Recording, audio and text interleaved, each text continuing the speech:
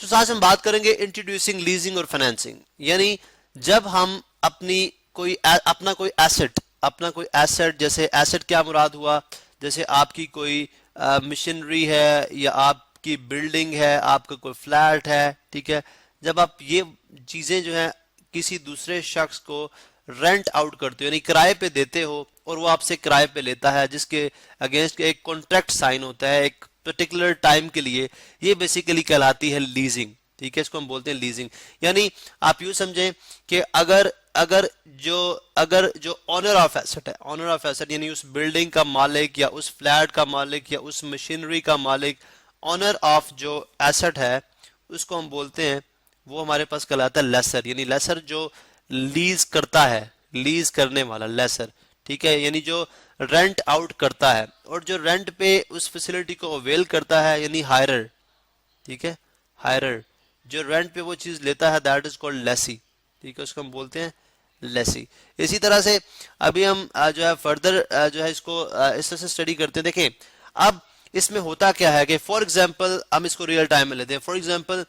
एक फ्लैट है, this is a flat, ठीक है, ये एक फ्लैट है। अब ये एक फ्लैट जो है, ठीक है, इसमें इसको एक जो लेसर है यानी इसका जो ऑनर है वो इसको क्या करेगा, वो इसको रेंट आउट करेगा, वो इसको रेंट आउट करेगा यानी इसको किराए पे देगा किसी स्पेसिफिक पीरियड के लिए, ठीक है, स्पेसिफिक पीरियड के लिए या स्पेसिफिक टाइम के लिए, कुछ खास वक्त के लिए, ठीक है, जिसमें वो उस जो लेसी है उसके साथ कॉन्ट्रैक्ट साइन करेगा। लेसर और लेसी में क्या हो रहा है, लेसी में क्या हो रहा है, एक कॉन्ट्रैक्ट साइन हो रहा है, ठीक है, एक कॉन्ट्रैक्ट साइन हो रहा है, सॉर्ट ऑफ कॉन्ट्रैक्ट, मुआयदा तय हुआ कि आप जो है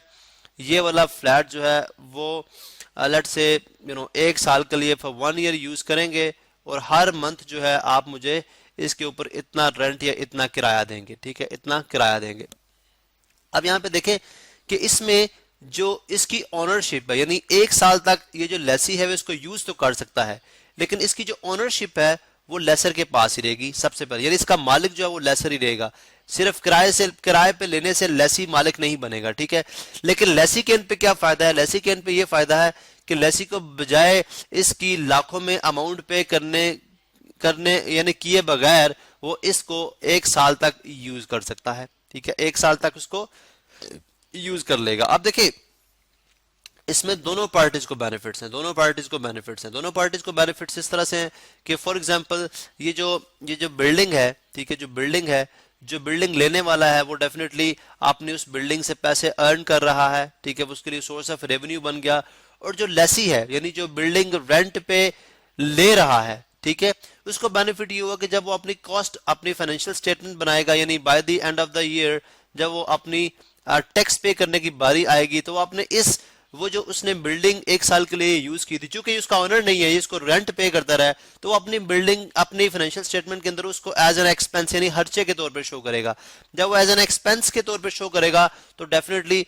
जब उसके ऊपर जो है वो टैक्स जो है डिडक्ट यानी टैक्स रिड्यूस हो जाएगा, जो टैक्स उसने पे करना होगा। ज़ाहिर है जितनी कम उसका रेवेन्यू आएगा, जितना कम वो रेवेन्यू या प्रॉफिट शो करेगा उतना ही उस पर कम जो है टैक्स चार्ज होगा। तो बेसिकली लेसी की इस प्रैक्टिस के थ्रू एक्सपेंस जो है और टैक्स से जो है रिडक्शन होती है और जो लेसर है वो उसके लिए उसको as a source of earning के तौर पे इस्तेमाल करता है। अब अगर आप देखें तो जो बिजनेस का बेसिक पर्पज है, बिजनेस जिस प्रिंसिपल के तहत होता है वो ये होता है कि आपके पास जो पैसा है, ठीक है, वो जितना रनिंग में रहेगा यानी जितना वो मूव करता रहेगा बिजनेस में इन्वेस्ट होगा, ठीक है, जितना वो आप उसको इन्वेस्ट करते जाएंगे वो उतना ही आपको प्रॉफिट अर्न करके देगा। यानी बिजनेस के अंदर जब हम केस स्टडीज पढ़ते हैं उसमें हमें ये एग्जांपल्स भी मिलती हैं कि फॉर एग्जांपल एक बहुत बड़ा प्लाजा जो कि एक दफ्तर था एक मालिक का, ठीक है, फॉर एग्जांपल ये एक बहुत बड़ा प्लाजा है और यहाँ पे एक कंपनी रन हो रही है, ठीक है, जिसका मालिक जो है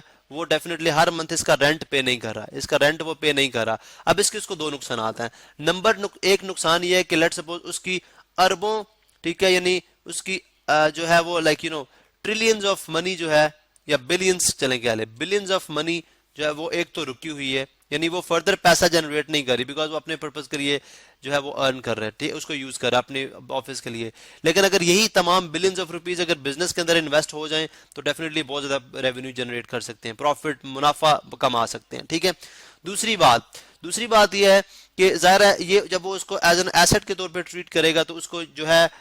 एसेट पे ट्रीट करने की वजह से उसको जो है इसके ऊपर डेफिनेटली हर साल टैक्स पे करना पड़ेगा, हर साल इसके ऊपर टैक्स पे करना पड़ेगा। अब मैंने आपको बताया कि बिजनेस में ऐसी एग्जांपल्स मिलती हैं कि लेट्स सपोज ये अगर एक ऑनर का प्लाजा था, उसका पूरा ऑफिस यहाँ पे रन हो रहा था, उसने यही ऑफिस बेचा, ठीक है, और इसी को फिर रेंट आउट कर लिया, यानी अपने ही उस प्लाजे को बेचा और फिर खुद ही उसको लीज करा लिया, उसको लीज पे ले लिया। उससे क्या बेनिफिट हुआ, जो मैंने ऊपर आपको बताया है कि एक बेनिफिट ये हुआ कि वो जो जरा उसका पैसा रुका हुआ था, उसने वो पैसा फिर फर्दर बिजनेस में इन्वेस्ट किया, जो उसको फर्दर पैसा कमा के दे रहा है, मुनाफा कमा के दे रहा है। और प्लस इसको अब वो जो लीज पे कर रहा है, इंस्टॉलमेंट पे कर रहा है, इसको अब वो एज एन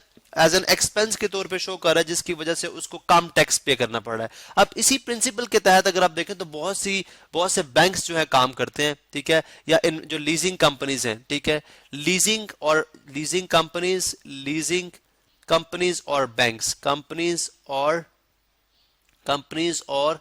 बैंक्स जो हैं वो बहुत सारी अपनी मशीनरी या अगर आप देखें तो मशीनरी या बिल्डिंग्स, इन चीजों को क्या करते हैं, वो रेंट आउट करते हैं, किस तरह से लीज पे दे देते हैं। अब बेसिकली होता क्या, देखें इसमें बेनिफिट क्या होगा। बैंक जो है लेट्स सपोज ये एक बिल्डिंग है, ठीक है, जो बैंक की ओनरशिप में नहीं है, बैंक ने लोगों से पैसा लिया, ठीक है, बैंक डेफिनेटली लोगों का पैसा यूज करता है, लोगों से पैसा लिया, उस पैसे से ये जो बिल्डिंग है ये उन्होंने लीज पे खरीद ली, ठीक है। इन्होंने बिल्डिंग जो है वो, यानी जिसको हम हायर परचेज कहते हैं, हायर परचेज भी एक कॉन्सेप्ट है जिसमें आप चीज को खरीदते हैं लेकिन इंस्टॉलमेंट के ऊपर खरीदते हैं, ठीक है। आप कुछ डाउन पेमेंट यानी कुछ fix amount of money start में देते हैं और बाकी आप उसकी किस्तें कराते जाते हैं, जिसके अंदर डेफिनेटली इंटरेस्ट भी शामिल होता है, थोड़ा बहुत आपको सूद भी देना पड़ता है, यानी उसके ऊपर मुनाफा भी देना पड़ता है, क्योंकि आप कुछ डाउन पेमेंट देने के बाद आप इस बिल्डिंग को यूज करना शुरू कर देते हो, ठीक है, इस बिल्डिंग को इस्तेमाल करना शुरू कर दोगे और आस्ता आस्ता फिर किस्तें पे करते जाओगे। जब सारी किस्तें पे हो जाएंगी फिर आपको इस बिल्डिंग की ओनरशिप मिल जाएगी। अब बैंक क्या करेगा, बैंक लोगों का पैसा ही लेगा और इस बिल्डिंग को हायर परचेज पे, यानी इसको हायर परचेज करेगा, यानी इसको खरीद लेगा लेकिन इंस्टॉलमेंट पे खरीदेगा। अब जैसे वो इसको खरीदेगा साथ ही वो इसको किसी और पार्टी को लीज भी कर देगा। अब वो डिफरेंस जो होगा, बेसिकली लेट सपोज इस बैंक की जो मंथली इंस्टॉलमेंट है अगर वो रुपीज 40,000 है, ठीक है। अब वो क्या करेगा कि जिस बंदे को ये लीज आउट करेगा, यानी जिस लेसी को ये देगा, उससे लेट सपोज वो मंथली बेसिस के ऊपर, यानी उसको मंथली बेसिस के ऊपर उससे कितने पैसे ले रहा है, रुपीज 50,000 रुपीज ले रहा है, ठीक है। अब अगर आप देखें तो ये बैंक यहाँ से रेवेन्यू जनरेट कर रहा है, बैंक यहाँ से कमा भी रहा है, क्योंकि देखें उसने जो 40,000 रुपए किस्त थी वो जिससे ये हायर परचेज पे किया था, उसको हर मंथ 40,000 रुपए किस्त मिल रही है, और ऑनरशिप जो है जब किस्तें सारी पूरी हो जाएगी ऑनरशिप बैंक को ट्रांसफर हो जाएगी, ठीक है। और पहला फायदा ये हुआ, और दूसरा फायदा ये बैंक किस्तें अपनी जेब से नहीं दे रहा, बैंक किस्तें फिर क्या कर रहा है, फर्दर उसने उस घर को लीज आउट कर दिया। अब उससे जो 50,000 रुपया ले रहा है उसमें से जो है 40,000 वो अपनी किस्त पे कर देते हैं, इंस्टॉलमेंट पे कर देते हैं, और 10,000 रुपीज उसको फिर भी बेनिफिट यहाँ पे मिल रहा है, उसको मुनाफा यहाँ पे मिल रहा है। सो बेसिकली ये कॉन्सेप्ट है लीजिंग और फाइनेंसिंग का, ठीक है। तो अब फर्दर हम इसकी नेक्स्ट लेक्चर में हम देखेंगे इसकी जो टाइप्स हैं, बेसिकली इसकी बेसिक जो इसकी टाइप्स हैं वो दो तरह की लीजिंग होती है, जो कि हम अभी नेक्स्ट लेक्चर में कंटिन्यू करेंगे।